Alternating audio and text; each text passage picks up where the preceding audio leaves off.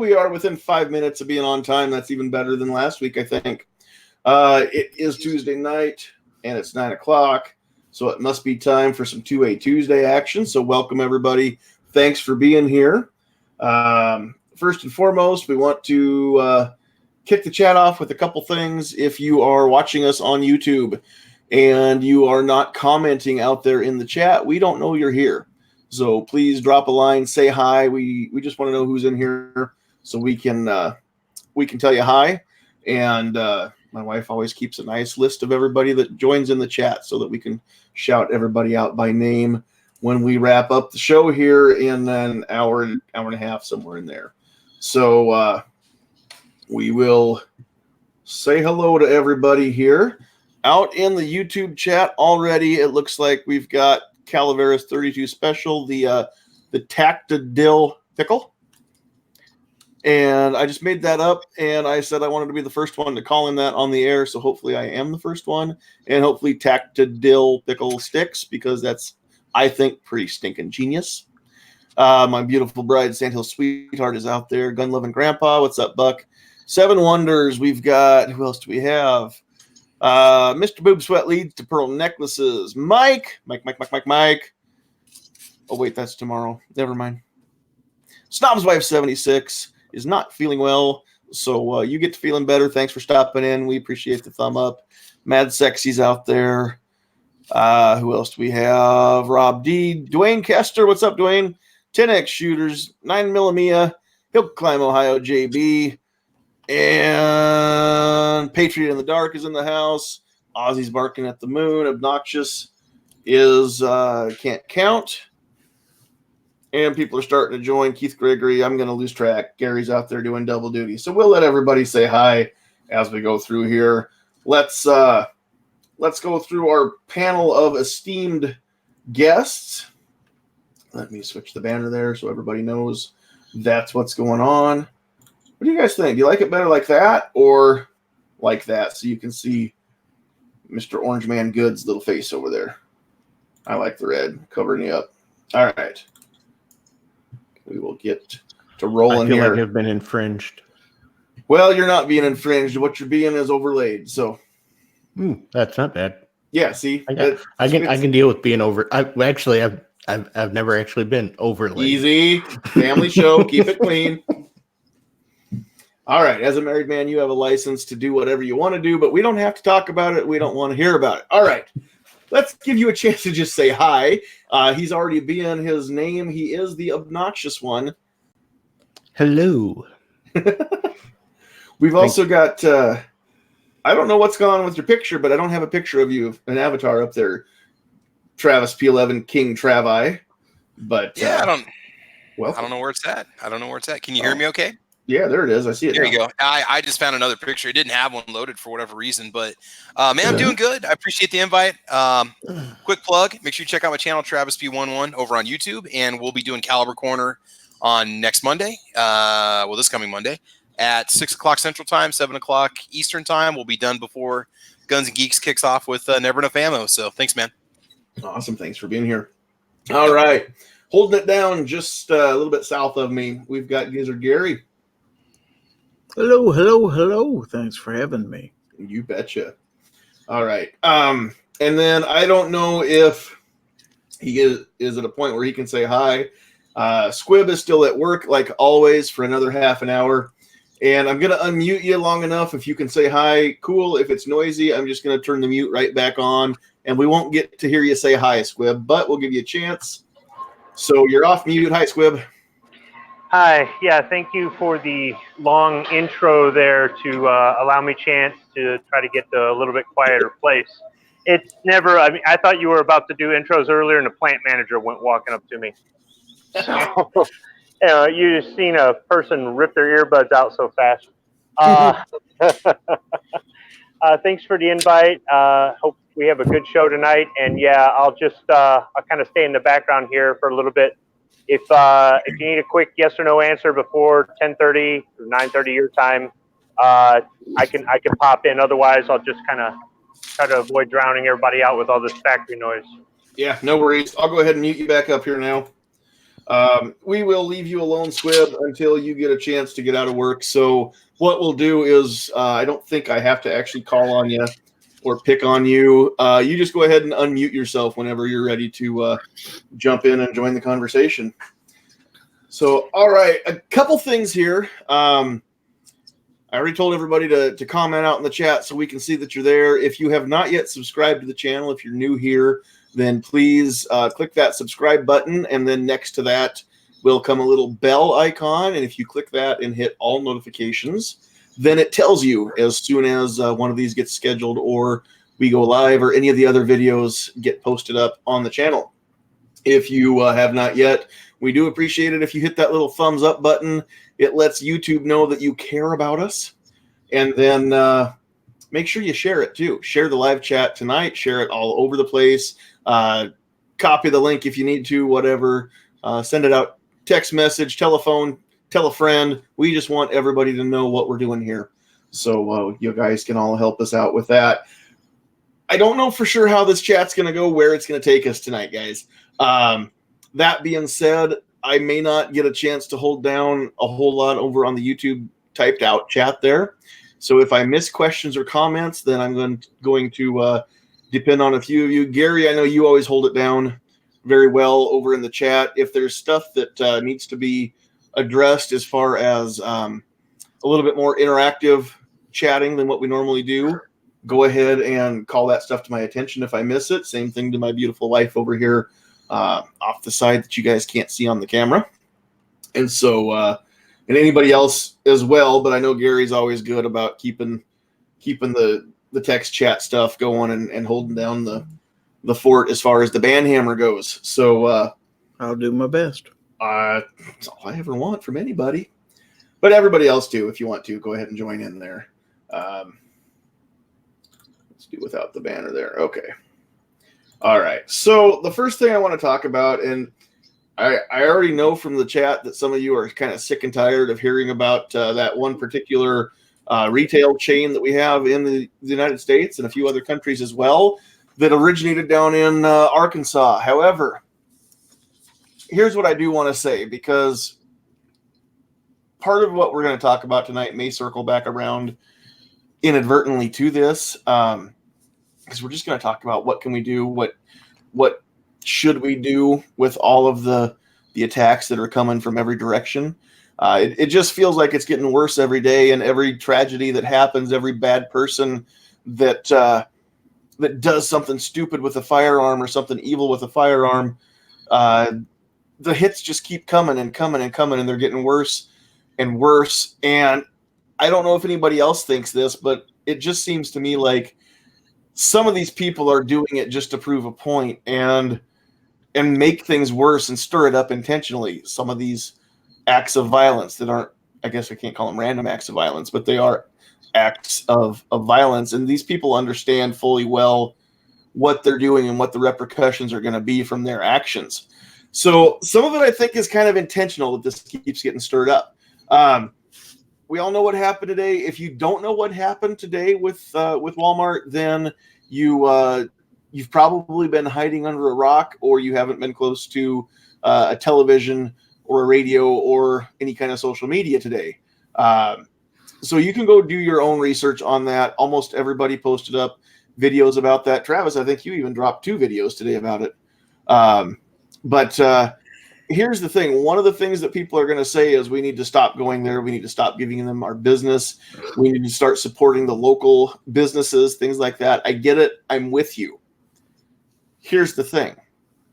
In my town, 25,000 people, not quite 25,000 people. Walmart is a local business. It employs a big chunk of our town. So if we put them out of business, there's a bunch of people in my town that don't have jobs. Okay. So I've got to think about that too. I'm not only sending money to Arkansas, I'm keeping people fed here when I shop there. No matter which store I pick in this town, somebody from here is working there. Another thing is, I don't have the luxury always of putting my principles before my pocketbook. And I can get better deals sometimes, not always, but I can get better deals at Walmart than I can at some of the other stores across town. Now, if I can support those other places, then I like to. But sometimes I flat out make a monetary decision and my pocketbook guides that decision. And I don't always have the luxury of not going into Walmart, guys. Okay. And I know a lot of you are probably in the same boat. If you live near enough a Walmart that you can go there regularly. Before I moved to this town, I was 2.5 hours up the road. This Walmart across town from me was still the closest Walmart to me. And if I came to Norfolk, I guarantee that the last thing I did before I left was stop at Walmart and get the stuff there that I could pick up cheaper than I could in the town where I lived. And that's just normal. When you live in a small town and you go to a town with a Walmart, you're going to go there before you leave town, pick up groceries, whatever. A lot of us do it. So here's the thing is, as we're saying, hey, we need to just stop going there. You know, if all gun owners stop going there, we can put them out of business or they'd really feel it or whatever. That's great. That's true, but it's not real. It's not likely. It's not reality. So I just want to throw that out there, food for thought. You may or may not agree. That's fine. But I just want you all to think about that for a little bit is if you run Walmart out of a town, which won't happen, by the way, even if all the gun owners in this town stop going there, they're still going to keep their doors open. But even if we got them to close down, how many people are going to be without a job now? How many people are going to be not buying their kid Christmas presents because they have to tap into their savings just to keep the lights on? So, yeah, it's not always a black and white issue for me. And I reckon probably most of you are kind of the same way. So that's all I wanted to throw out there for that part. I did go there and do a little panic buy of my own because, again, I shop there for ammo. It's cheaper.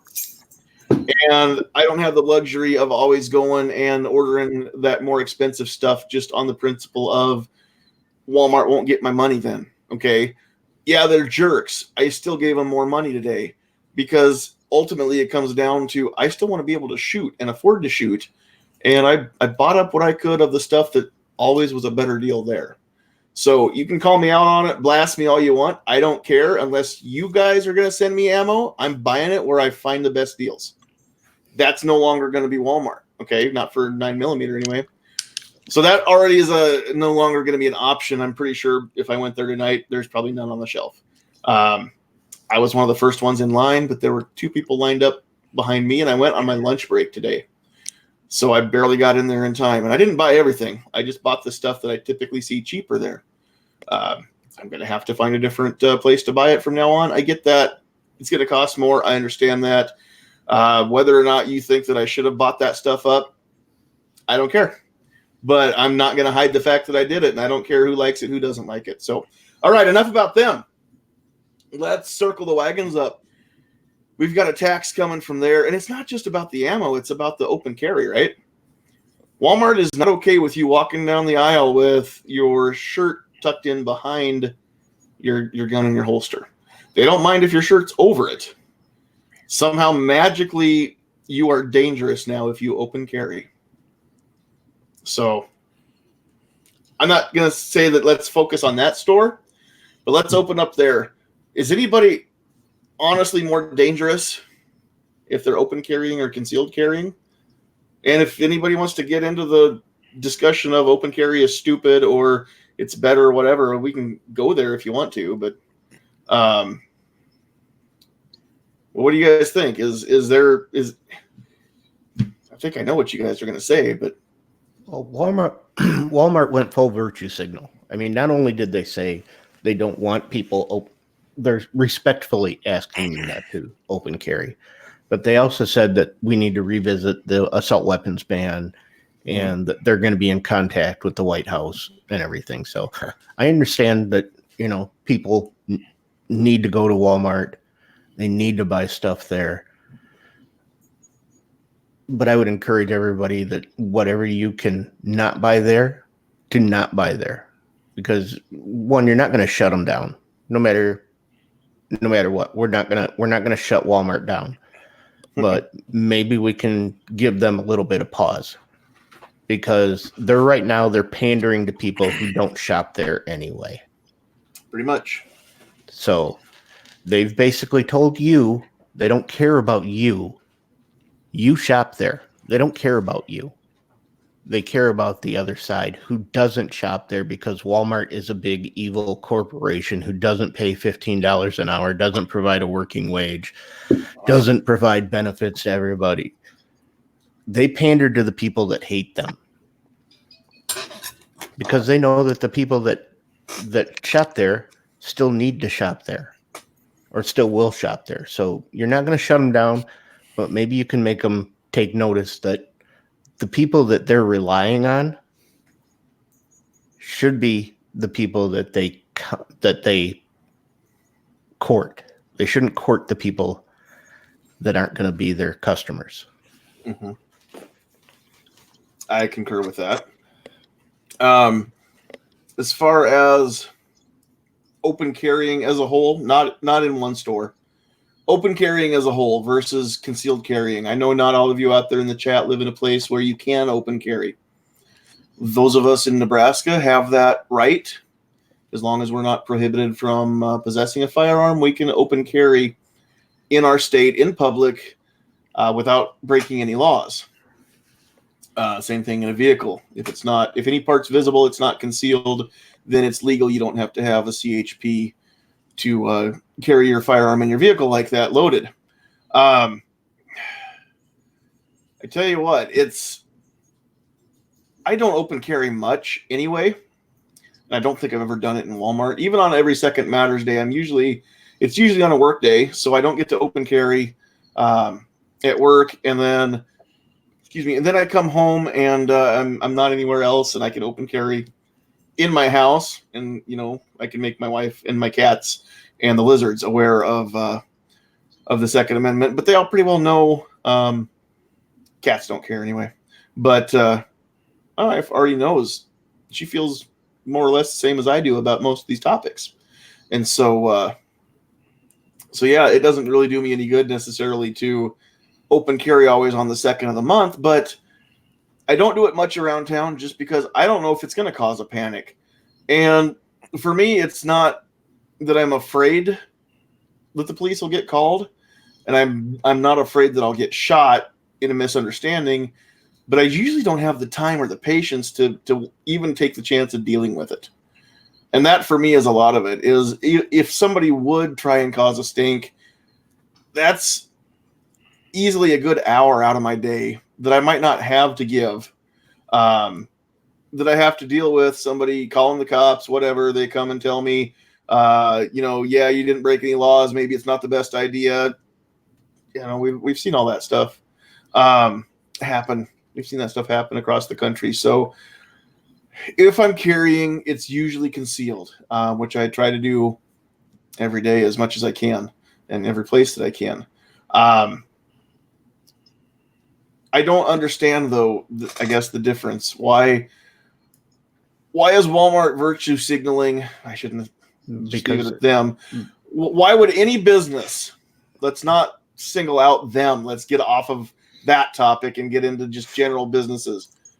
Why would any business say that of the two, they don't want open carrying? It would stand to reason they'd be the other way around. That's how the state of Nebraska is. You can't concealed carry without the state knowing who you are and having done a background check on you. But you can open carry because then nothing's hidden, right? Nothing's concealed, and everybody knows that it's there. I think that actually is safer. If somebody has a gun and there's somebody that I want to keep an eye on, then I'd rather know they have it, right? As it is, it comes down to this. If there's somebody that I need to keep an eye on that may do something bad with or without a firearm, is a sign on the door gonna do any good anyway? No, it's a virtue signal. It's a virtue signal. I mean, that's the entire thing. And let's be clear that for a long time, carrying concealed was frowned upon because you were a scoundrel if you were carrying concealed. That you had bad intentions if your gun was not out in the open. And that's why they have concealed carry laws, because you had to prove that you weren't a scoundrel to do it. That was the original intent of them. So now they're just virtue signaling, because they're trying to tread that line where they're going to say, well, just like we respectfully ask that you don't open carry, is they're gonna get a certain number of people are going to say, well, they said they're just asking, so they're not telling me I can't, so they're not really against us, but they are. For years and years, at least here in Kansas, it's been legal to open and carry a lot longer than it has to be. Concealed carry has only been available for a few years around here, and before 2015, you had to have a permit to do it, and much before that, you couldn't do it at all. Here in North Carolina, anybody can open carry. Anybody. And you could here too. If you want to conceal carry, you have to have a permit. From a PR standpoint, that's the easiest evil to go after is the open carriers, because everybody can see them.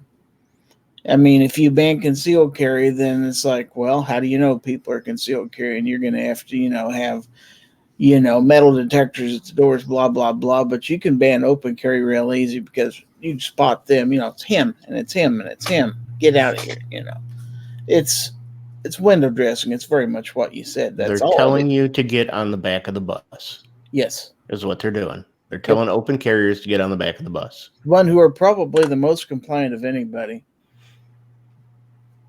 Well, obviously, and that's what it comes down to, is anybody who is, whether it's company policy or a proposed law or something like that, if you are targeting, I guess, gun control, or, we use that as a catch-all, you're only targeting the compliant people. Right? If everybody were compliant, we wouldn't need laws. If you enforce a speed limit, you're only targeting the compliant ones, and you have to go pull over all the speeders, right? Which never happens because we have speed limits. It's illegal to speed. So why would we need anybody to pull those people over? There shouldn't be any. But all laws target the compliant. That's the way laws work. The non-compliant are called criminals, and they break those laws. What I have a problem with is being treated like a criminal when I'm not, and I have not broken any laws, and I will not use my firearms in a criminal manner. Yet I get treated worse than a lot of the convicted felons that are in prisons right now. And you would take away mine and yours method of defending ourselves against somebody who did decide to do something evil. That's right. That's right. What was it that you posted up on Facebook today, dearest? Did I see that picture? Did you post that about the carrying a handgun not to impose your will on others? Yeah, my wife posted that on her Facebook page today. A picture, and I think we've probably all seen that meme, but it says, I carry a handgun, and I'm paraphrasing it because I don't have it in front of me. I carry a handgun not to enforce my will upon others, but so others do not impose their will upon me. And you're right, that's exactly what it is. That is, okay, I was talking about this on Facebook. I don't know how many of you were over there and saw that before we jumped into the YouTube side here. Somebody asked about my thoughts on may issue versus shall issue versus constitutional carry. And I've got to kind of find a better way to say this, I guess, more succinctly. But here's the little soapbox that I go to right now when people talk about such a thing. And gun laws in general, and why we need any gun laws, and why well, I think that all gun laws are not only bad, but unnecessary and irrational.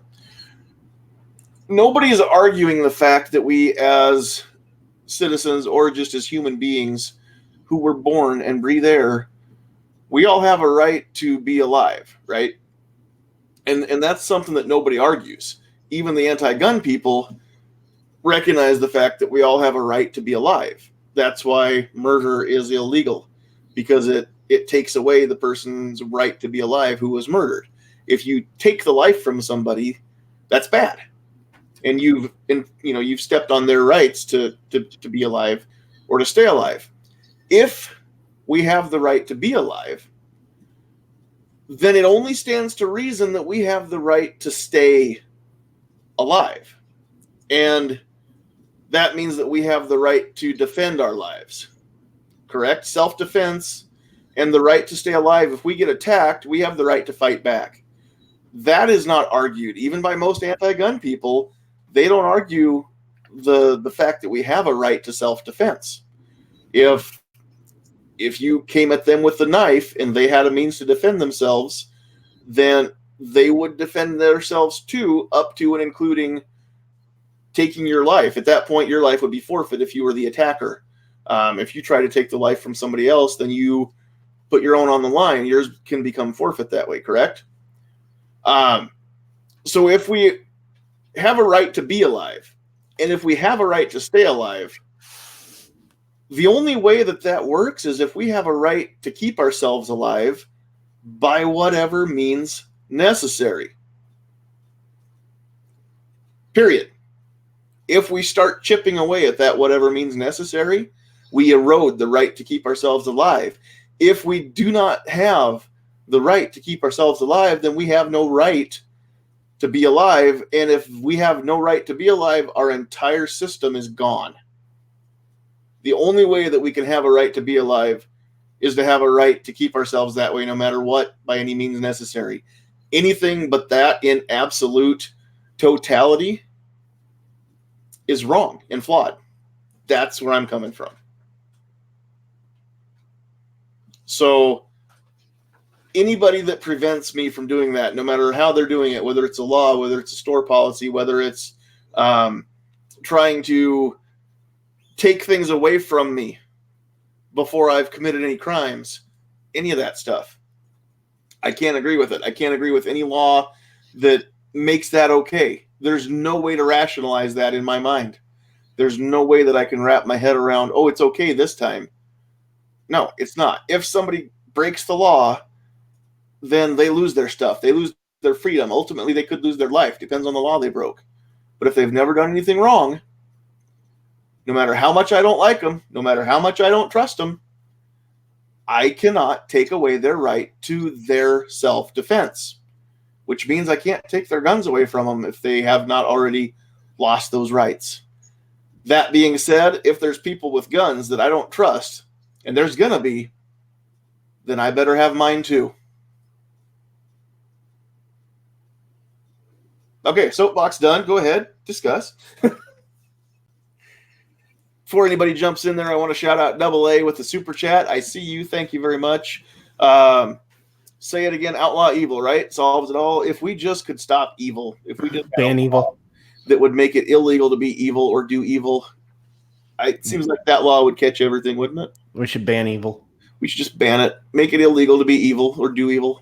And make people who are going to be evil carry signs so we know who they are, and then we can just avoid them. And see, if there's nobody carrying those signs, we know that there's nobody evil out there, right? Seems like the. I mean, why that's not? Common sense evil control. We could just put a second line in right next to the Bill Engvall, here's your sign line. Are you evil? Am I evil? Why don't we? Yes, I am. Let's have a Metallica show. Hey, we got somebody out there waiting to jump in. I did not see that. We've got Rich jumping in and saying hi. Hey, how's it going? Sorry I'm late. I was eating after a Night Strike show because my wife decided she was going to finish up dinner during hit or miss. So I grabbed something real quick at Dorothy show and just ate for real this time. No, we can't abide by it. There's no excuses, Rich. We want results, not excuses. Hey, I got the bull. I can prove it. No worries. Better late than not at all. We've got room for one more person to jump in. Squib may be back. I'm not sure. I saw him drop out here quite some time ago. We may get some more people in there too. So Yeah, real quick, you were talking about how the left agrees with having the right to life. I'm not so sure they do, because you got the. I mean, look at their abortion argument, but even putting that aside, you've got some on the far left pushing for forced euthanasia by a certain point. You got some that are saying if your kids are mentally defective, that they should be euthanized and all this other stuff. So I'm not sure how many people on the left really do agree with having a right to live. Yeah, we can't put the abortion aspect in there just because they don't agree that the fetus being aborted is alive yet. So, But here's one you can even throw the at them. pro-abortion people agree that somebody who is alive should not be killed. That's still murder. They just don't agree with me on who is and who isn't alive necessarily. What was that, obnoxious? They think healthcare is a right, but defending yourself is not. That's true. Yeah, Well, okay. That's Now why here's the thing. but that's why I said we put aside the abortion thing. But and look what they're wanting to do with the euthanasia aspect. If somebody is you can't euthanize somebody if they're not alive. So that you got to look at it that way too. I mean, they're wanting to euthanize people who are over a certain age because they're not contributing anymore, or they want to euthanize somebody who's mentally disabled, or anybody who can't contribute. They want to. You have elements of the left that wants to push that. But they're fringe elements. We're not going to blame. Yeah, we're not going to blame the far. That is a very, very far left fringe element. So yeah, if we're not going to take we're not taking responsibility for the white power people. We're not going to make them take responsibility for the fringe who thinks that anybody over 65 should be euthanized because they're no longer contributing to society. So. And let's not do that. Running for presidency, not running for president currently, I don't think, but there have been presidential candidates in the past who have said it. So it is more widespread than what it appears to be. I forget who it was a couple years ago said something about that. It was a prominent Democrat. They're still out there. We have fringe candidates that want to run for president, man. then call out that person for being. The fringe is becoming more mainstream, but I agree with what you're saying, obnoxious. We don't want to be judged as a group of gun owners by the idiot that slung his AR and walked through Wal-Mart taking selfies of himself, right? That's extreme fringe too. That's not normal. As a gun owner, I resent being measured by that stick. So I try not to do that to people that are on the other side of the coin. And I try not to measure all of any group by the few idiots that make the most waves, right? Whether that is a given religion, a given nationality, a given political ideology. I understand. I just had a discussion on my Facebook page. I think it was yesterday with somebody who doesn't recommend me now, believe it or not, commented on one of my posts that all Democrats are liars. I said, no, not all of them. And then he wanted to get argumentative. You cannot generalize and say all Democrats are liars. It just makes you sound stupid. All generalizations are bad. They are, as a rule, for the most part. I think all generalizations are bad. No, that's awesome. No, honestly, that's what the guy said, and I called him out on it. I said, I've got friends that are Democrats. They're honest people. Your argument is invalid, I said. He's like, well, show me an honest Democrat politician. I said, okay, that's different. Well, yeah, politicians. You could just take the Democrat right out of that, though. Politicians. I don't care what shots you take at politicians, and that's what I said. But if you're just going to lump all Democrats together, they're not my enemies. I will not see them as that, and I will defend Democrats as a group as vehemently as I will defend gun owners as a group if somebody wants to make that stupid of a generalization about either group. You can't say that all Muslims are bad. You can't say that all pick a group. Not even all the Nazi soldiers in World War II were bad. Most of them were following orders. Most of them were following orders because they didn't want their whole family shot if they disobeyed. Yeah, a lot of people don't realize most people that were in the German military during World War II were in the military before the war, and very few of them were actually members of the Nazi Party. The only units that can be said that every member of that unit was a member of the Nazi Party was the SS, because that was a requirement. To be in the SS, you had to be a member of the Nazi Party. Yes, exactly.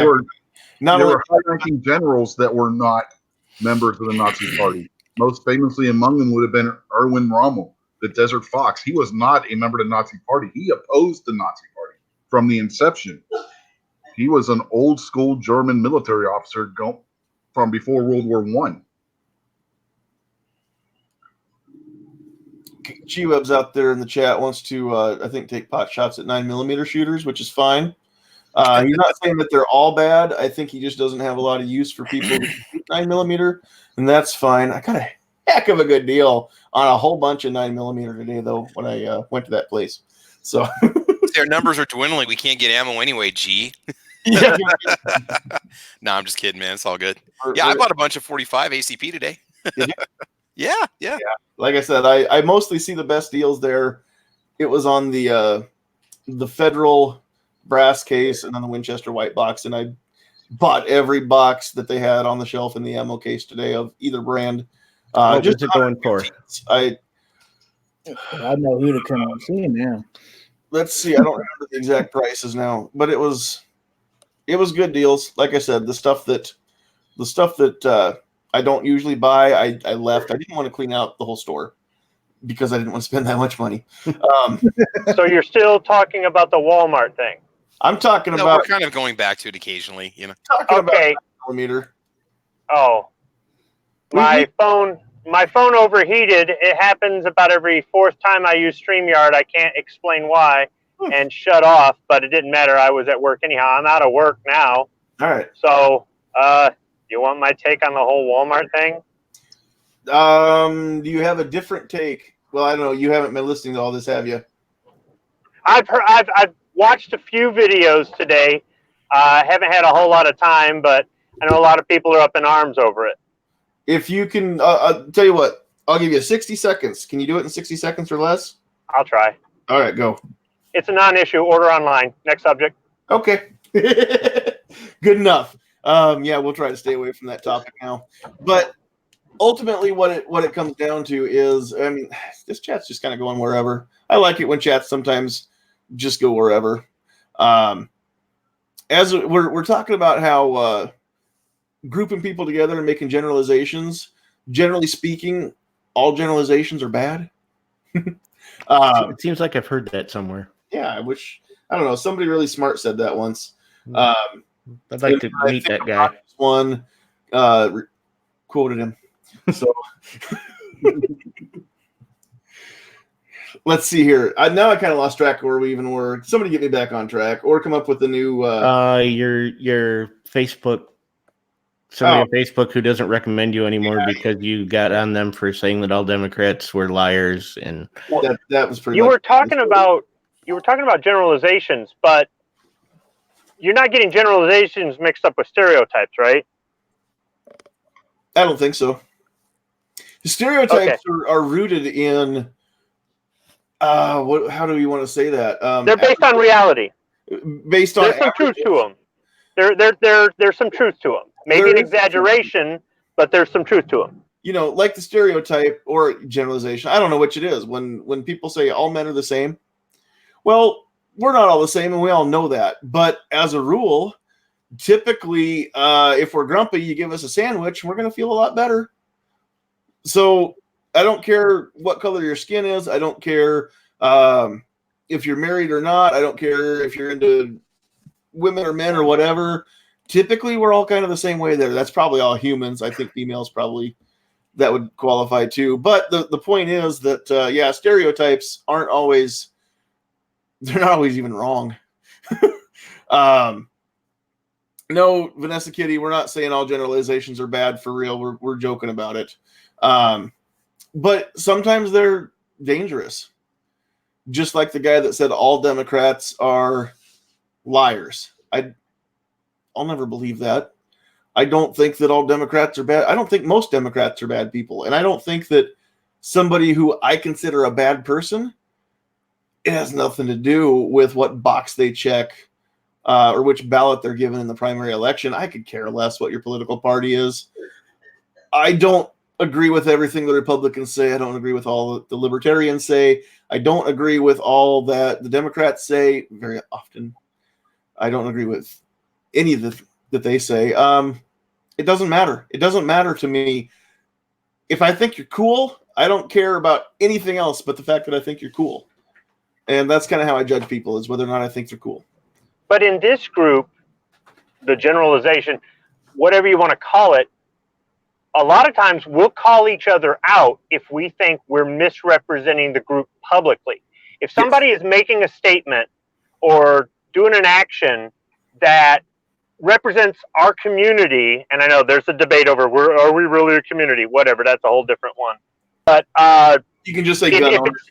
If it's in I mean our community here on the internet, the people that are actually showing up to have the discussion, to talk about the things that involve not just firearms and the things that we like to do, but also preserving the Second Amendment, mostly about preserving the Second Amendment, but different things that people that we know or we talk to, we communicate with in all the different forms that there are out there, to call people out to go, hey man, that was in poor taste. Do you realize that you just made us all look like a bunch of gun nuts? Or, hey man, that was in poor taste. If you had done this at a different time, it would have more meaning, but now you kind of set us back a little bit. Do other groups, other generalizations, call out their own? I'm not talking about feed on their own. I'm not talking about that whole where people are throwing other people under the bus to get ratings or to get more popular or whatever. I'm talking about, do they actually call out their own? I don't really see that in other groups. Not so much. No, we see them turn on themselves or turn on each other all the time. Yes, but as far as just trying to, what's the correct word? Rebuke. In the Bible, to rebuke someone doesn't mean to make them feel like poop and then just move on. To rebuke somebody says, hey, this is what you're doing, and this is the reason why it's not the right thing to do, and here's the better way to go. And that is, I think, what you're talking about that we do to each other within our community, especially. I'm going to mute you for a second, Squib. You did it your own. There you go. Especially within those of us here that show up and join each other on live chats, and we talk about this stuff, all the time. But even as gun owners as a whole, I think that we do a better job of rebuking one another than most groups do. But that's, again, because we understand the concept that we need all the help we can get when it comes to public opinion. And it does feel like we're always fighting an uphill battle. It does feel like the shots are always coming at us. Right. So we can't drop our guard. We can't allow somebody to undo all the hard work that we've done.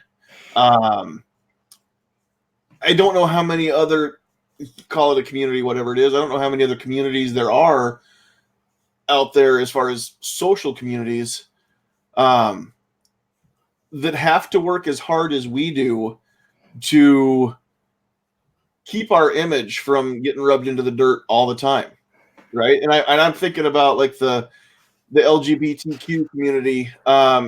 Years, not that many years ago, had to work super hard, harder than we do now, to give themselves a good name, right? But the tides are turning there, and being in that community is no longer a bad thing, and I don't think it's nearly as stigmatized as what it used to be. And I think a lot of that is partly because as a country, maybe, or as a world as a whole, we're starting to become a little bit more, I don't mean me personally or anybody listening to this, but I mean we as in our nation is becoming a little bit more liberal and a little bit more anything goes, right? other than, yeah, there's arguments to that too. Anything goes unless, you're white, you're straight, you love Jesus, and you own a gun, right? Okay. We don't have to have that argument tonight. But the point is that if you own a gun, then you're treated like a criminal. If you're gay or if you are transgender, you're not looked at like you're a criminal. You're not looked at like you're going to go murder people. If you are from a different country, then you're not looked at as a whole by the public as a criminal, not just for being from a different country. Now, if you're an MS-13, then I think you're probably a criminal. Yes, that's different.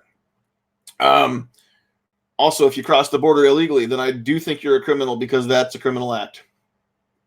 Again, we can have those discussions, but my point is that gun owners are treated like we've already committed a crime just because we own a gun, and we do have the power to take lives with those guns, right? But anybody who thinks that that is the end of the argument has got their head in the sand or maybe up their backside, because guns aren't the only thing that have the power to take a life away. And we know, because we've seen the numbers, more people are killed, murdered by blunt objects, by bare hands, than are shot to death each year in our country. So even though the numbers don't lie, they don't match up with what's being said, nobody cares. And the people that we are fighting against don't care. They don't care about facts, and that's what it comes down to. Facts don't care about your feelings, but feelings also don't care about facts. Yeah, that's a good point that you bring up. There are lots of people that the right to keep and bear arms is a non-issue. By default, they're anti-gun. People go, no, they're on the fence. No, okay, by default, they're anti-gun because it's a non-issue. Now, they don't have to take up the struggle to protect and blah, blah, blah. If it's just a non-issue, it's a non-issue to them. Mm-hmm. But you can't count on them when it comes time to vote it's just not their thing. They're more worried about immigration or education or the economy or gender equality or I mean, the list just goes on and on about all the different things. Mm-hmm. So for some people, they think this is it. This is all we do. This is all we talk about. This is all we are. And every one of you has other things in your life. Every one of you has other goals, and you have other things you enjoy doing, and other things that you are passionate about and care about. And I don't think that this community gets seen as regular people sometimes. I think that's very, very true. And there may be some people, as we have these chats, and just normally throughout my day, I have a tendency to try and see things from the other person's point of view. Like I try to project, I don't even know the right way to say this. I try and imagine what it would be like to be an anti-gun person or an apathetic gun person. And so I try to think of, well, what would those people think? What would they say? How would they do things? One of the things that I've thought about, and you kind of made me think about this, Squib, when you said that, there are a lot of us who, and somebody just said it out in the comments, that they vote pro 2A whenever possible. Seven Wonders out there said that, which is cool. I like that. I'm happy to hear that. So do I a lot of the time, and pro-life as well. But here's the thing. When it comes to a topic like budget reform, I don't know the first thing about economics. And a candidate's platform on budget reform is going to go in one ear and out the other. I don't care. I don't even want to hear it because it doesn't matter. Unless you want to switch me to socialism, then I care. But if you have a capitalist plan, then already you probably know more about capitalism than I do. And that is not going to be my determining factor on which candidate gets my vote. It, for me, is my non-issue. So a lot of us might not understand, how can Second Amendment be a non-issue? How can people not understand this is such a big thing? Okay, but turn that around. I don't care about budget reform, but there are other people that is their number one hot button. There are other people who abortion or overturning heartbeat bills or something like that, they're with what's her face, the charmed lady, they're in her camp, and that's their number one hot button is, what they perceive as women's rights or reproductive rights. There are people that champion every cause and could care less about the rest. So if you're trying to understand where they're coming from, think about the issues that you don't care about. And then imagine how you'd feel if you were the person that's their hot button. They don't care about guns. There are people like that. Whether or not you agree with them does not matter. They are out there, and they are the people that we want to talk to. They're the people that we want to try and have a conversation with we want to talk with them, not at them, I guess is what I'm trying to say. So when I pick a candidate, I want to know how they feel about the things that are important to me. The things that are not important to me don't matter. And the fact is, like Squib said, there are a bunch of people that don't care about the Second Amendment. It is a non-issue. It's not something that they even think about. They don't feel as convicted toward their own self-defense or the nation's defense or defending others in their proximity or their family. They don't have the same convictions that we do there. It's not as important to them. Doesn't matter why. So they're no less important than you and I are. Their votes still count. Those are the people that we want to try and just get the gears turning, right? Just plant that seed. We want to show them that people that own guns are not murderers, that is such a tiny, tiny percent of the entire population. That would be like saying that people that own RVs are, cooking meth. No, that's not true. There may be somebody that has a mobile meth lab like we saw in that show, but that doesn't mean that every RV is potentially a meth kitchen. That just means that somebody did something stupid with it, right? Illegal with it. Same thing with firearms. But we have got to try and overcome that stigma. And that, I guess, is the whole reason for this chat tonight, why we're going to circle up the wagons. And for those of you who aren't aware, circling the wagons was something that as the settlers went west, as this country was being explored and settled, in the wagon trains, if the Native Americans attacked them, they would put the wagons in a circle. It was easier to defend, and they could withstand the attacks, right?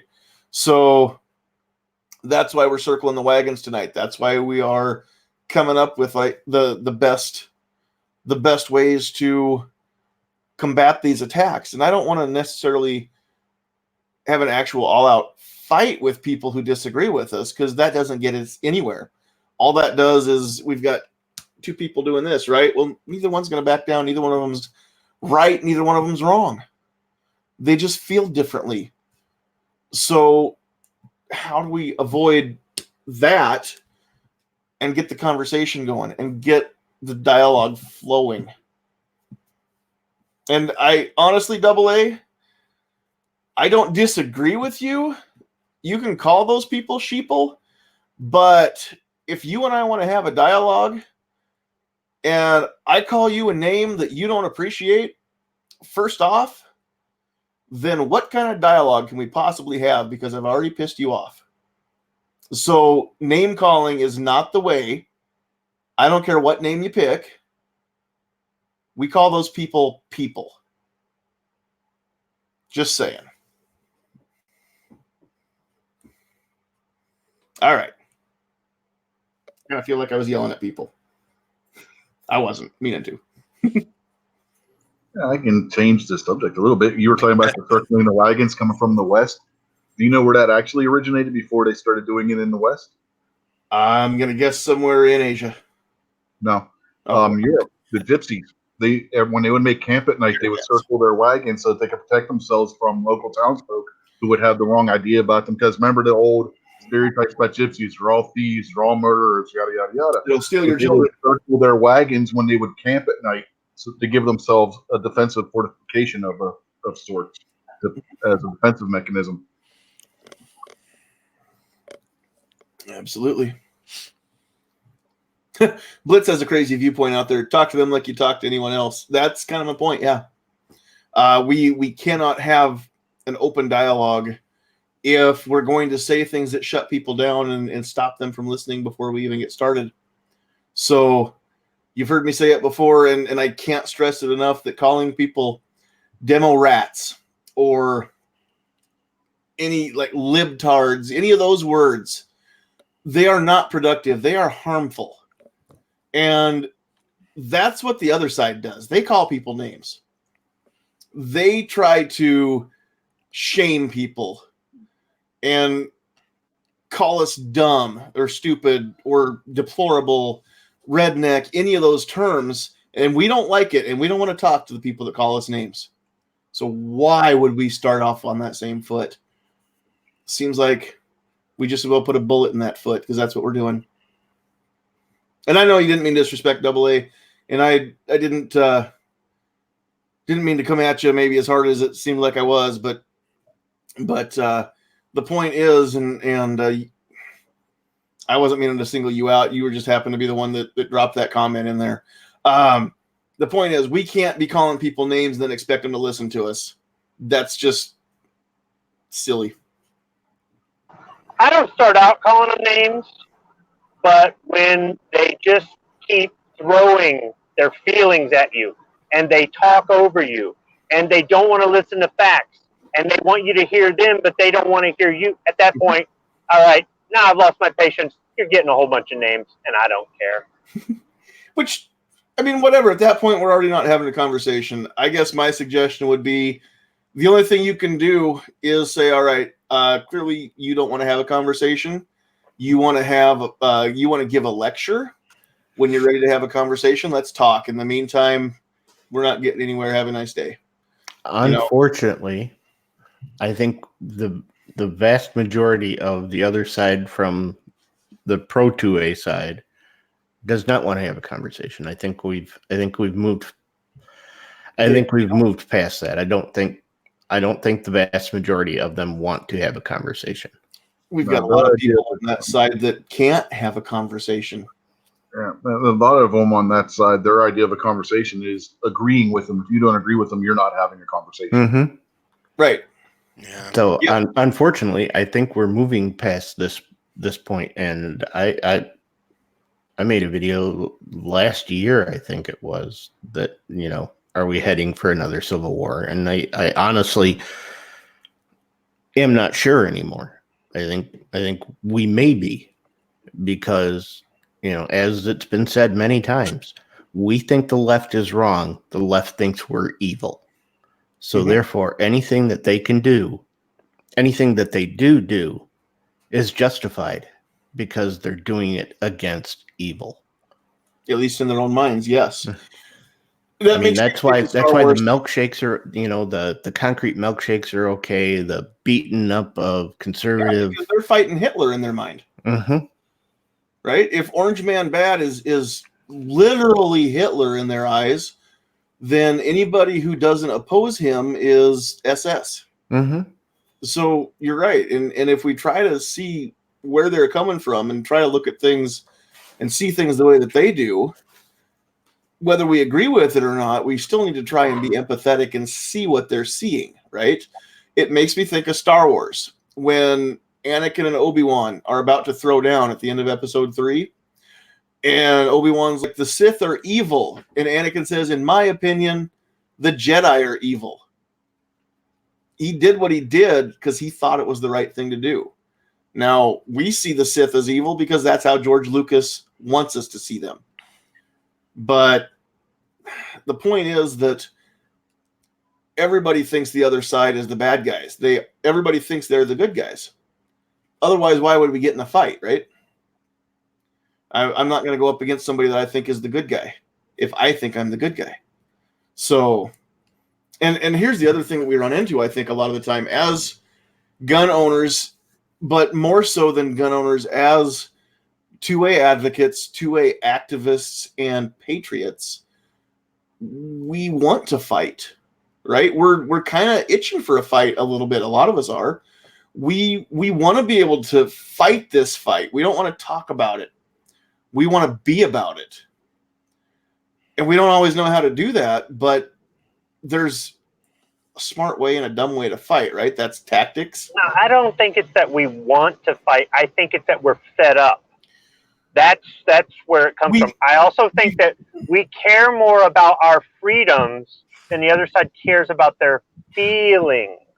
We're looking at not just what we're dealing with today, but everybody who sacrificed so we could have the freedoms we have. And for those of us with children, our children's freedom in the future. And we have passion about that. Now, some people take that to the nth degree, and they do get on YouTube and they say, grab your guns and go down to the Capitol because it's a starting, boys. And it's like, no, that doesn't represent our community well either. You mean we shouldn't go to war? Yeah, no, we shouldn't. But then there's other people that keep talking about, let's sit down at the table. And like Obnoxious said, we're past that. We've tried. So what's in between? I don't know. I'm not quite sure. I'd rather handle this with legislation. I'd rather handle this with paperwork. I'd rather handle this by having rallies and contacting our elected representatives and by getting people not necessarily to vote Republican or vote pro-2A, but quit treating us like criminals because we're not. To understand that we are not a danger to them, and if anything, we're their best defense against the real evil, the real crazies out there. But as far as changing their minds or getting them to be gun people overnight, that's not. But everybody who's in it kind of is in it for a different reason. But just the level of passion that we have for this demonstrates something. I don't think the other side really has passion so much as, I don't know, it's just some sort of misguided energy or something, not really passion. When is the last conversation you had with somebody on the other side that didn't end with you being called a racist? It didn't end with that. Instead, what I did was I walked away before I maybe said something that would take years of damage control to undo. Yeah. And I think that's a lot of it too. What not everybody realizes, I think all of us as gun owners do realize this. I think I can speak for everybody in the panel and probably everybody out in the chat.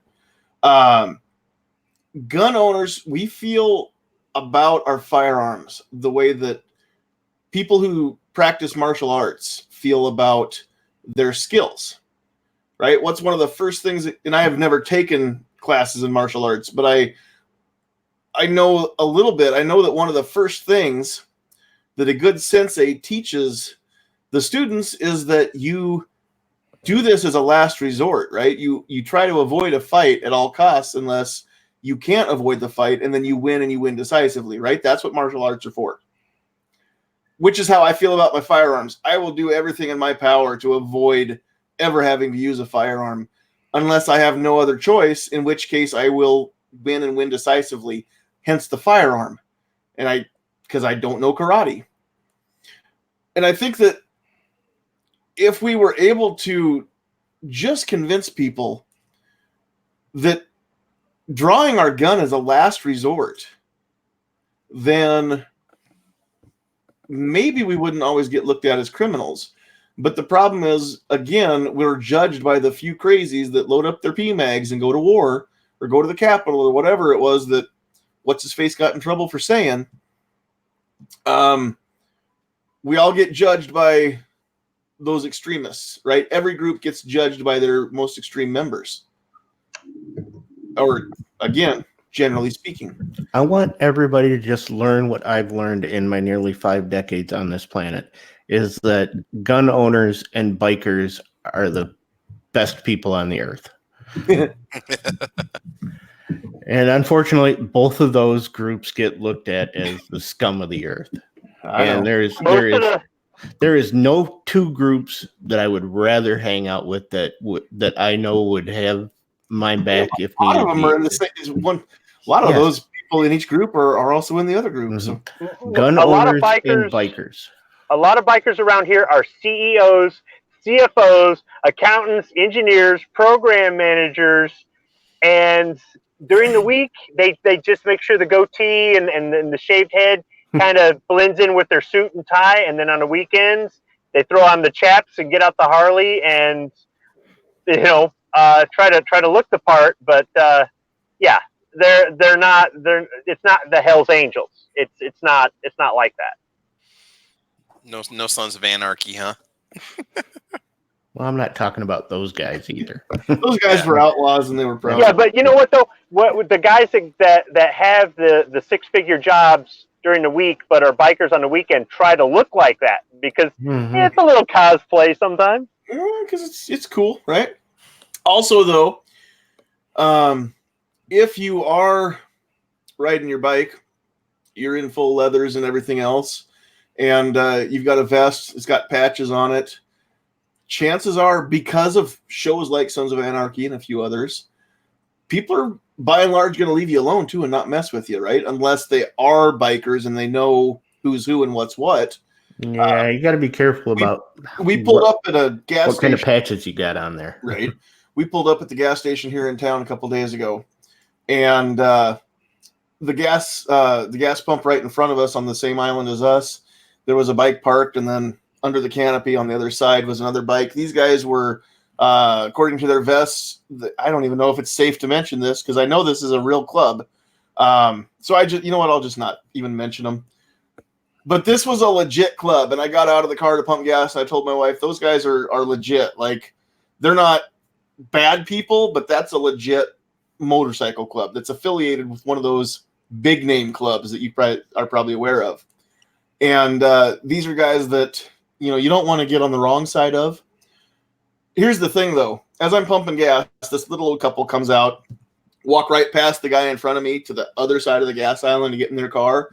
They're talking to him, asking him questions about the bike and everything else, and I'm pretty sure they've never heard of this MC that he's part of. And he's the nicest guy, the sweetest guy. They're not looking for fights. They're not looking to do outlaw stuff.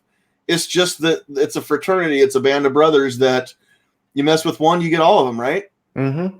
And that's kind of what most of those MCs, I think, when it comes down to, I know that some of the stuff that I see on TV is loosely based on reality, which is why I'm not going to name. Well, and it's the same thing because I don't want them thinking that I'm associating them with doing anything bad. I don't know if they do or not. It doesn't matter. But these look like cool guys. It's the same thing. You've got the fringe, and in some of those clubs, the fringe is a little more tolerated because the fringe, does stuff. But you've got the fringe, and then you've got the main part of the club. And I'll bet you if anything had happened there, and that little old couple had gotten in trouble, who the first people that would have been there helping that little old couple would have been. Yep. And if they got 20 miles down the road and that little old couple was on the side of the road with a blown out tire, then those guys would have stopped and helped them change a tire. I guarantee it. There was a video, World's Wildest Police Videos or whatever, where these two guys tried to rob a restaurant and the bikers were there, and the bikers grabbed pull cues and chased them out of the restaurant. So, yeah. Now I will say this, and I'm not gonna say anything bad, and hopefully this never comes back to haunt me. But a couple of years ago, at a bar here in town, it was close to Christmas time. Some friends, we were all out together. We stopped at this bar to hang out because it was one of the places that was kind of quieter, and we could sit and talk and have some fun. And it happened to be that in the back end of the bar, there was a Christmas party going on for one of those clubs that has something to do with a hot place and some angels. And we actually, I was ordering in the bar standing next to a guy in a Hell's Angels cut. They were nice guys. They were cool.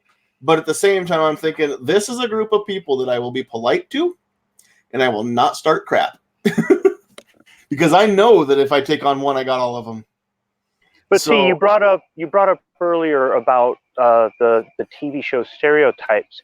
Have any of you ever been over at a friend's house or a relative's house watching a movie or a TV show, and you see something that is done with guns that doesn't work in real life, is totally fake, or see them quote some sort of law about guns or something related to that isn't true, Yeah. and you correct it right there, and your friend or your family member just goes, "So what?" or rolls their eyes at you? Because I have that happen all the time. I'm like, you realize you realize So do that if I. that It's my thing, wife that rolls her eyes at me. yeah. Well, I'm not just talking about your significant other in the household. I'm talking about when you're over at the in-laws, or when you're at your brother's, or when you're at your mom's, or when you're at your buddy, that you work with, or your best friend or something, and they're not really gun people. And you're sitting there watching a movie, and the guy shoots a shotgun, and it knocks the guy 100 yards back. And you realize that if it could actually do that the shooter would fly 100 yards back too. And they go, it's just a movie. Yeah, but you don't understand. This is why people are scared of somebody owning a gun, because they really think you could do one blast with a shotgun or knock down a house. Right. And don't get me wrong. I mean, I was watching Magnum Force last night for reasons. And, there's some total BS in that. But I was able to objectively go, okay, this is for entertainment and blah, blah, blah, blah, blah. 'Cause cops can't really get away with that. Even in 1973, they couldn't get away with that sort of stuff. But it was entertainment, and I could look at it objectively. But I'm thinking, I could see somebody watching this, and think that this is the way the real world works. So I don't want us to have to censor our entertainment or have our entertainment go away. But it'd just be nice if, you know how they say drink responsibly? How about watch entertainment or media responsibly? Know what you're watching is not real. Some stuff in there is based on reality. Some stuff really works. Like in the movie Uncle Buck, he microwaved clothes. They said when they were talking about making the movie, they said they actually used a real microwave. Those were wet clothes, and it really did dry them. I've never tried it myself, but I mean, okay, sure. So some of that stuff really, really does work, or really, Mythbusters, how many things have they replicated and they've proven, yes, this will work, or no, this won't. So some of the stuff is real, or it's based on historical events or something like that. And that's great the more accurate it is. But there's also a certain entertainment value, and they have to edit it for times that I have to leave out things.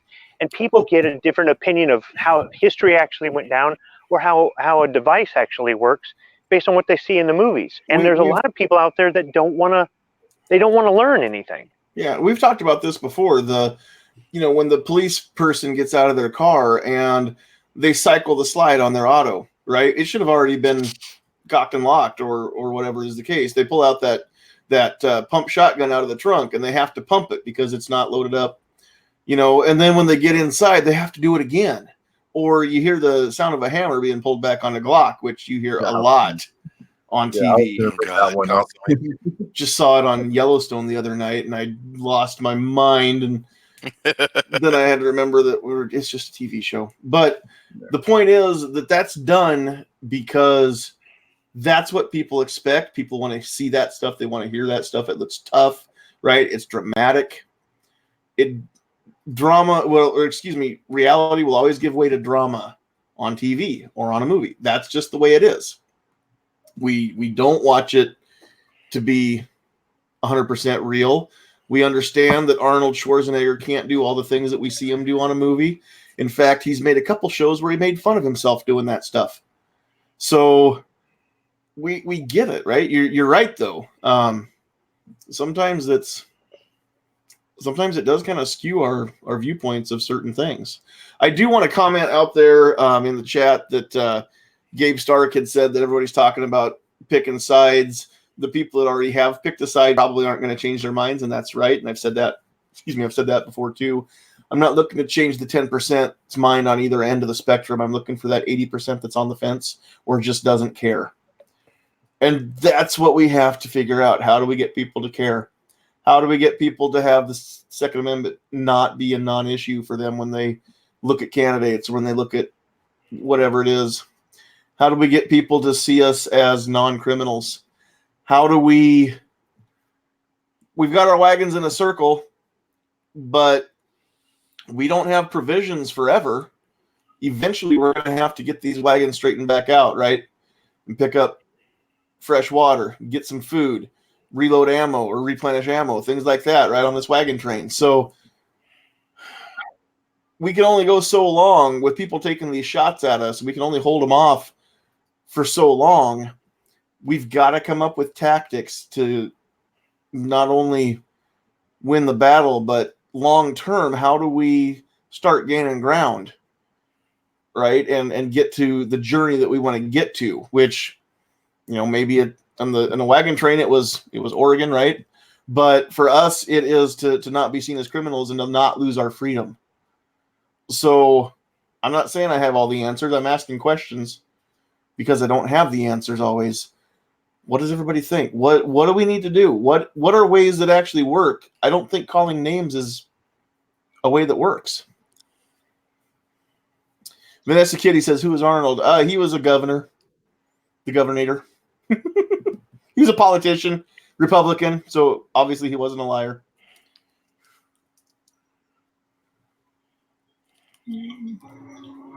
Anybody want to jump in there? On Arnold or the other thing? Yeah, I don't care. My question isn't necessarily rhetorical. Honestly, sometimes I don't know. I'm just going to throw it out there because you get these people that are so diehard into believing everything that they hear on the news and in media and everything that it's almost impossible to reach them at sometimes. So, it's like sometimes it just gets to be frustrating trying at times. It does, and that's the problem. Sometimes we get fed up, and that's where we get to the end of our patience, right? That's where it gets easy to start calling people names and start talking at them instead of with them. So we all need to learn how to,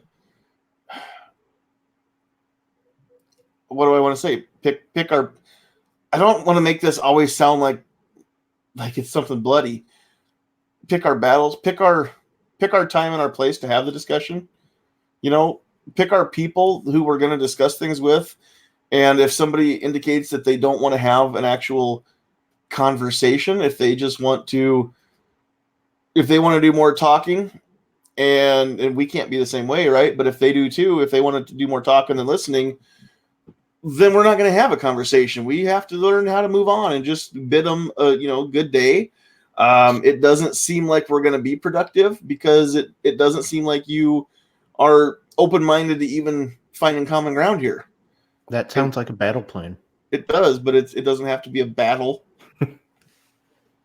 I guess I know we think about things kind of in those terms because even those of us who aren't veterans have talked a lot with people that are, have watched a lot of war movies or whatever. We prepare for a fight. We don't want to fight, but we're prepared for a fight. That's why we own firearms. A lot of us. What did Mattis say? Be polite, be professional, but have a plan to kill everyone in the room. Yeah. Yeah, but only implement that plan if it becomes necessary, right? Mm-hmm. If you say so. Out there in the chat, G's saying, make the decision to share your values, your interests. That's very true. I do want to mention those of you that follow the Facebook page. You've seen this already, but yesterday on 2A, or excuse me, on Every Second Matters Day and on Labor Day, we went out to the range. We took some friends along who aren't members of that range, and my friend Daniel grew up hunting, shooting things like that. He's owned firearms. He hadn't owned a pistol until recently, and bought a Ruger Security 9, and he's loving it. He doesn't get a chance to go shoot it much, so he wanted to go get some practice in. And our wives went with us because Sandhills Sweetheart always wants a chance to practice too. And then Daniel's wife was there too. Now she has fired a firearm before in her life, but it was a 12 gauge. And I'm sure that it was something that way back, in her past, somebody handed her a shotgun. She shot it. It hurt. It was loud. It was everything that a shotgun is to an untrained person. And she never had any desire to ever touch firearms again. She wasn't anti-gun. She was neutral gun. She didn't care. She didn't mind that her husband hunted. She doesn't like eating wild game, and she doesn't really like, even wild caught fish much. And he's a huge fisherman too. But the thing is, she never stopped him, from doing that stuff. She didn't care. Well, we got her on the 1022 yesterday with the red dot on it. She found out how easy it is, how it doesn't hurt to shoot that gun, how easy it is to get shots on target with that gun. And she loved it enough so that she even tried the TX22 and loved that too. And as we're driving back, I said, what'd you think of, shooting for the first time and not being intimidated by it? And she said, well, I don't know that I wasn't intimidated, but it was fun. I said, have you been bitten by the bug now? You want to go back and do it again sometime? She goes, yeah, I think so. That's all it takes. Just getting that seed planted, that guns aren't bad if you know how to treat them right. They're just as safe, a gun is as safe as the person that handles it, right? And so I'm sure that we'll get her back out to the range. I'm sure that the confidence will grow. She didn't want to shoot any of the 9mm. That's fine. Nobody made her. Of course, we wouldn't force her into doing something.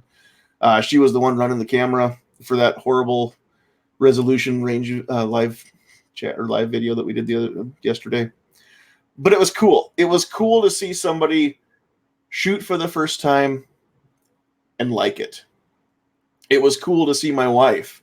It wasn't the first time she ever shot a gun, but she hadn't shot a gun very often before the first time that I saw her shoot. And to see what she is able to do now and see her comfort level grow, her confidence grow with the firearms, knowing that she has the skills and the ability to defend herself. She qualified with her gun. She's got her carry permit now. She has the option to take that firearm with her to defend herself.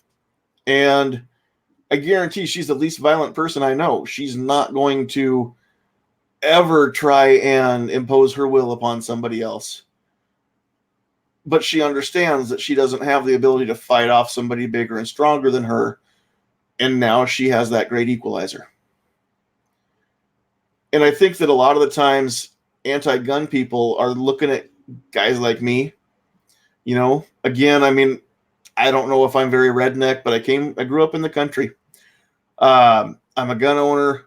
I'm a big guy, and a lot of I can't think of any public shooters in recent memory who weren't males.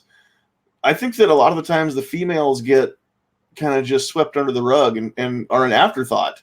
Nobody's thinking about taking guns away from females, right? But at the same time, it's going to happen. We can't take guns away from, the bad men and still give them to the females with laws. We can't gender discriminate. So we take away guns, we take away any option to level that playing field. And people can argue until they're blue in the face that anything men can do, women can do. That's true. I've seen it. But it's not, again, it's not typical. Yeah, the last two females that I can think of that did the whole mass killing with the firearm were San Bernardino. One of the two of them was a female. And then the one in Google or YouTube. Yep, that's right. Yep, those are exceptions to the rule. Very few of the public shootings have been done by females. So, again, it's easy to think about that bad man doing something bad with the firearm. But I did some rough calculations today, and and I know these numbers are not right, or they're not super accurate. But if we take out suicides and we try to cut out gang violence, we've still got roughly 20,000 Americans a year that are being shot, killed with gun or homicide by gun, right? And I know that the number is probably somewhat a little bit less than 20,000, but if we say 20,000, and then we look into bare numbers according to FBI and CDC statistics that, anywhere from 500,000 to 2.5 million people a year use a firearm to defend themselves. if you take that 20,000 people that are murdered by guns, and even if 500,000 people use a firearm to defend themselves, that means that we are basing our laws on 4% of firearm uses in those kind of altercations. And we're ignoring the 96% of the time that the gun made the difference to keep somebody alive. But nobody cares. Nobody wants to make those arguments. When somebody wants to make those arguments, the other side shuts down and stops listening. They don't care. It goes back to feelings don't care about your facts. How about this one? And I'm sure it's happened to everybody here. Oh, I'm okay with you having guns because you're okay. It's the other people. That one drives me nuts. Mm-hmm. Yep. And again, it comes back to perception, right? Our perception determines our reality. I perceive you to be okay. I perceive this person to not be okay. Therefore, based on my perception, we should strip them of their rights. We cannot use perception to make that determination. We have a constitution that says we don't use perception. We use fact. Facts can't be skewed. Facts are true. They can be proven. If they can't be proven, they're not a fact. That's the only thing that we should be using to determine if a crime has been committed or will be committed. You can't predict crimes. It's impossible to do. We all know that. We can't strip people of their rights because they might say a bad word. We can't strip people of their rights because they might print something in a newspaper that we don't like. We shouldn't be able to strip people of their rights because they might use a firearm to do something bad that we don't agree with, even if it's not a crime. So, like I said, I don't have all the answers. I'm glad that we've been able to discuss some of this stuff. Didn't really know for sure where the conversation was all going to go tonight. I think we had a pretty good discussion. I think we had some good comments out there in the chat. I couldn't follow all of them, but I did see some good stuff out there. If you liked the chat, please share it. If you like the channel, make sure you subscribe. Share the channel with friends too. These 2A Tuesday chats all go into a playlist, so you can find all of them together if you just go to the playlist tab on the channel here. Subscribe to the channel, click the notification bell, make sure all your friends are doing it too. If you're on Facebook, go find us there and follow us there too. We appreciate everybody doing that.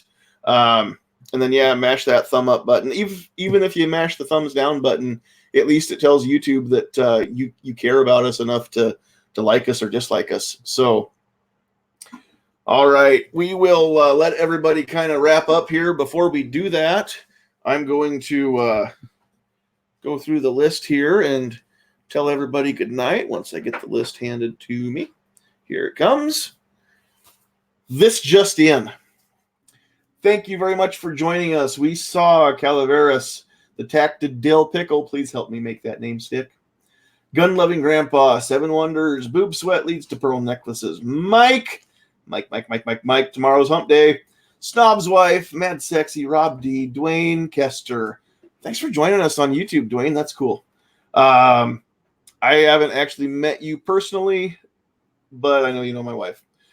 10X Shooters, 9mm, Hill Climb Ohio JB, Patriot in the Dark, Ozzy Barking at the Moon, Obnoxious One doing double duty, Keith Gregory, Jason Stewart, Kingpin, Midnight Range TM, Tennessee Gun Guy, Stephen Brown, Lucky Coin Hunter. I don't know if I've seen you on there before, Lucky Coin Hunter. Welcome.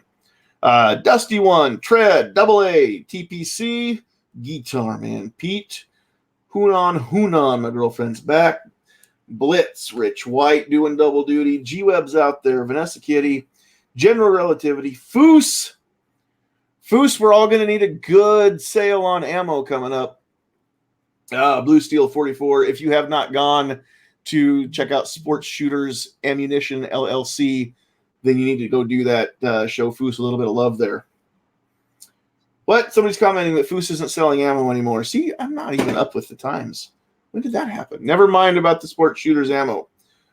Kiki Sphincter, Dead Horse, Gabe Stark, Zorro117, Tim Foley, Local223, and Squib Load as well. If I missed you out there, it's because you didn't talk enough. So up another super chat for Blitz. He didn't even say anything. He just threw money at us. That makes me feel kind of special. Thanks, all of you. Double A had a couple super chats in there. Blitz threw a super chat in there. Tim Foley's on your list. Yep, we mentioned him. All right. If again, like I said, if I missed anybody, it's because we didn't hear enough from you out there in the chat. So always let us know that you're there. Let's go through our panel. We had to excuse Travis. He had to go a little bit early with his schedule and trying to live in two towns at once. Sometimes he can't hang out on the chats as long anymore because he's got to do stuff and get ready for school the next day. So Travis P11, thanks for joining us. Go check out Caliber Corner. That's happening on Monday now. What did he say, at 5:30, I think, Central Time? He'll wrap up before Matt goes live. But go check out Travis P11. He's got a cool channel, a lot of good videos. He's reviewed everything on his tabletop except for the tabletop. Still waiting to see that one, so go check him out. Gizzard Gary, anything you want to say on wrapping up?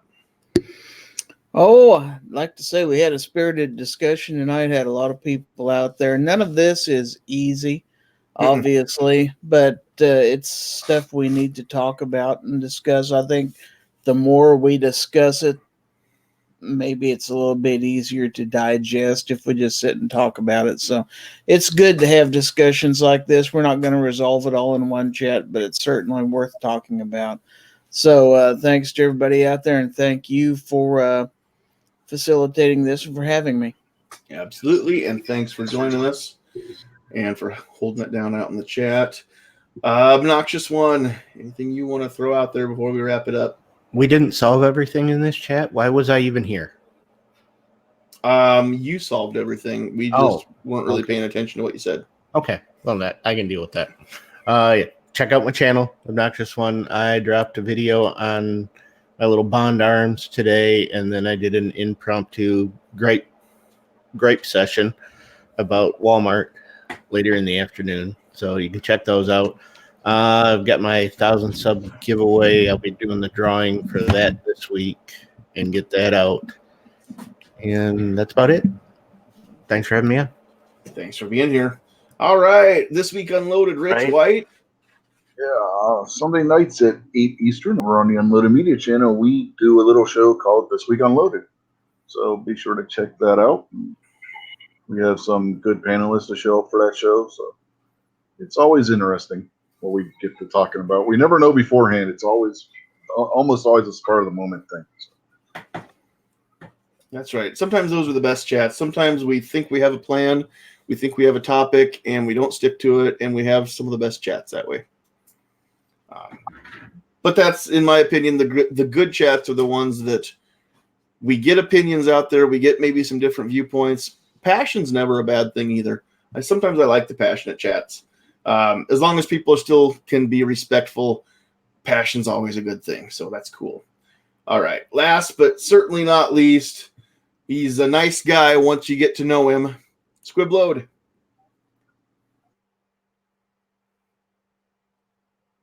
Unless we lost Squib. There you are. No, my earbuds just died in the garbage. Good night. Thanks for being here. All right. Go check out Squib Load. He's got some cool stuff. He's got a lot of cool stuff speaking Squibbish that whether you agree with Squib or not, he thinks. And I like that about you, Squib. I like the fact that you know what you think, you know what you feel, and you know why, because you've actually had some time to ponder it, and you're not just spouting stuff off that you heard or read somewhere. You're actually coming out with your own original thoughts, and I always appreciate that from people. Yeah, I need to get off my sorry butt and release some of the videos I've got. I mean, they're nothing spectacular. It's more train videos. I got one or two speaking squibbish or something in there. And I did a coffee review. I just need to edit it. So nothing groundbreaking or anything like that. But thanks for all the kind words. Like I said, whenever somebody says he's a nice guy, once you get to know him, it pretty much always means he's an a-hole, but you'll get used to him. But that's okay. A-holes are still welcome on our channel. So, all right, with that, we will call it a night. Thank you all for joining us. Don't forget to mash that thumbs up button, like, share, comment, subscribe, do all that stuff. Go find us on Facebook. Share us around over there too. And we love you guys. God bless you. Adios, Felicia. Bye, Give him the bird. Felicia.